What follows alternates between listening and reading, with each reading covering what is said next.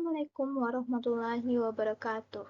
Sebelum kita memulai presentasi kita pada pagi hari ini, terlebih dahulu saya memperkenalkan diri. Perkenalkan, nama saya Salma Nur Aisyah dengan NIM 230161880 dengan Prodi Pendidikan Bahasa dan Sastra Indonesia. Pada pagi hari ini, saya akan mempresentasikan tugas keterampilan berbicara saya dengan materi keterampilan berbicara dalam bentuk membaca berita. Baiklah, langsung saja pada materi kita yang pertama, yaitu bahasa penyiar. Pembawa acara berita, pewarta berita, penyaji berita, penyampaian berita, atau penghidang berita adalah pembawa acara berita di televisi atau radio.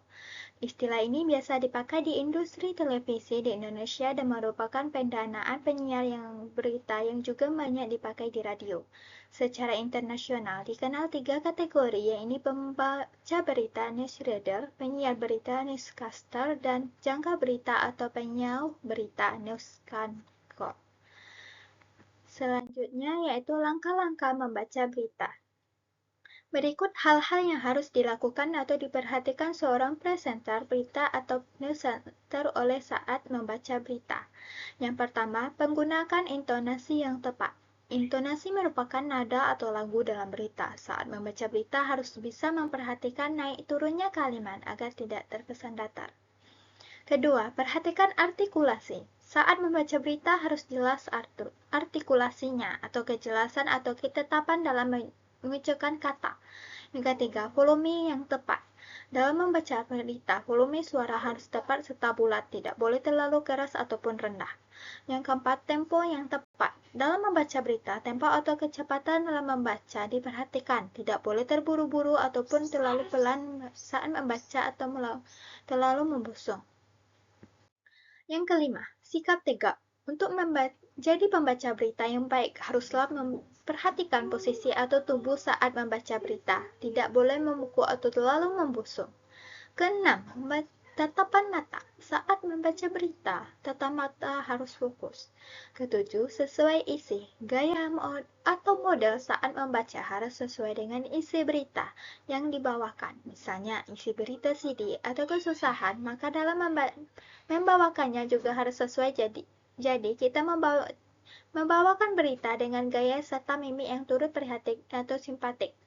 8. Tenangkan. Terkadang saat membaca berita, kesalahan juga terjadi. Misalnya, mic mati saat di hadapan posisi tersebut. Seseorang harus membaca berita harus bersikap tenang. Selanjutnya itu contoh naskah berita. Korban tewas akibat tragedi maut pesta Halloween di distrik Itaewon, Korea Selatan, bertambah menjadi 153 orang. Sebanyak 20 orang diantaranya merupakan warga negara asing.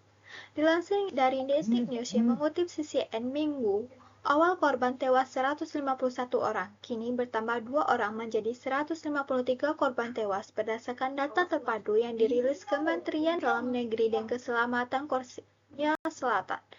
Tragedi ini bermula saat pengunjung meledak di distrik klub malam Itaewon pada Sabtu malam. Mereka datang untuk menikmati perayaan Halloween pertama di Korea Selatan sejak batasan kerumunan dan aturan masker wajah yang dilakukan akibat pandemi COVID-19 diadakan.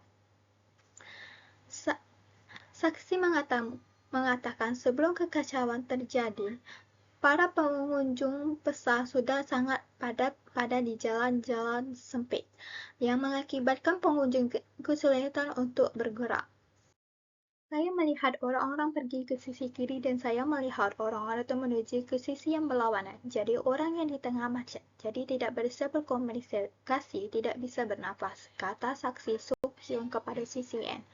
Dalam video yang beredar di media sosial menunjukkan orang-orang melakukan pukulan proyeksi pada pengunjung pesta lainnya yang tergeletak di tanah saat mereka menunggu bantuan medis.